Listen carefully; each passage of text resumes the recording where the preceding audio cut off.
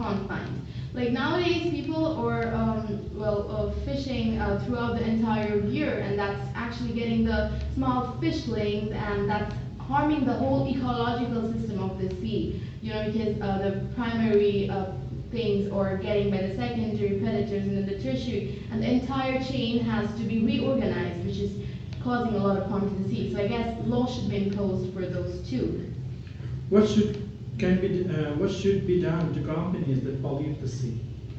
Well, they should be fined. The companies are not doing a good job by imposing their things. This usually happens in the capitalistic economy because they have the license to do whatever they want to do with their companies, the socialistic companies, but the government is actually taking care of every other sector. So for those companies that are actually polluting the sea, they should be fined. But that fine will not actually prevent the sea from, getting back to its normal state. So before they're fined, that should be the extreme case. Before they're fined, to prevent the pollution, different organizations, NGOs, or other peacemaking communities, they could come and they could, teach them about how the products can be made benign before actually excreting them into the sea. So that would actually not be very bad. And if they're not obliging, at those extreme cases, a fine is a must. How do you think society in the future will exploit the sea's different resources? Well, in the future, what I can think as how far my imagination goes, I guess the nuclear projects will be very much in vogue, and those will be the main cause of exploiting the seas. And if by that time, if we're perishing all other food chains in the lands, then people are going to be targeting the seas for the basic food chain. Especially in the island kind of countries like the peninsulas, like Australia, it imposes a lot of harm because their first food is actually the fish. So I guess in the future, for countries which are extinguishing their terrestrial supply, they will go to the water. Also, the electric projects that utilize the water from the oceans and the sea to run turbines, they could use a lot of fresh water or salty water from the oceans, and they could turn it into a electrical waste, and then they could send it back to the oceans. That would be really harmful. Okay, let's talk about fishing. What do you think are some of the causes of overfishing? Causes of overfishing. Well, in developing countries especially, the price of the terrestrial goods are really high. And people who live nearby, they are usually overfishing because they don't really have the expenses or the income to actually go out in the stores and buy, like, say, poultry or other cattle that they could satisfy their hunger with.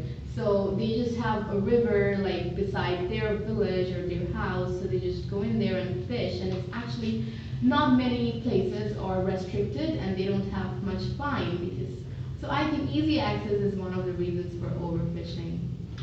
How can today's society develop a more sustainable approach to fishing? Laws. Laws are the way to go. If there are laws about seasonal fishing, like, different kind of fishes, or they have a different life cycle. So, and different kind of fishes have different home and inhabitants where they are living. So I guess if that thing could be sorted out and a map could be made where it's color coded, where this place has this kind of fish and this fish has this kind of life cycle. And if a detailed study could be made about it, and it would be restricted for other people to fish in the wrong time. For example, when the fishes are just growing up and they're just giving eggs, if that could be prohibited, and they could only be allowed to be fished when they are of a mature state and they've already reproduced. So that could be a very good approach. So laws are the way to go. Okay.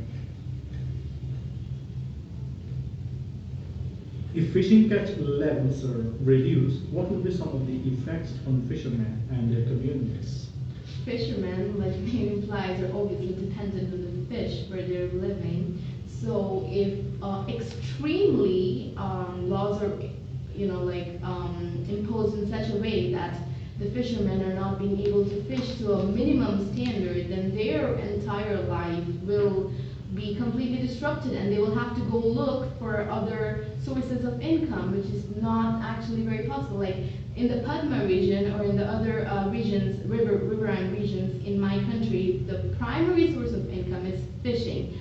And the other people who are not directly fishing, they are doing things like supplying the fishes, or they're doing things like taking it from the villages to the towns. So an entire livelihood is, linked together. It's like a big web. So if extreme laws are imposed and the fishermen can't actually fish, then the poverty level will actually go way down. Is hunting whales today acceptable?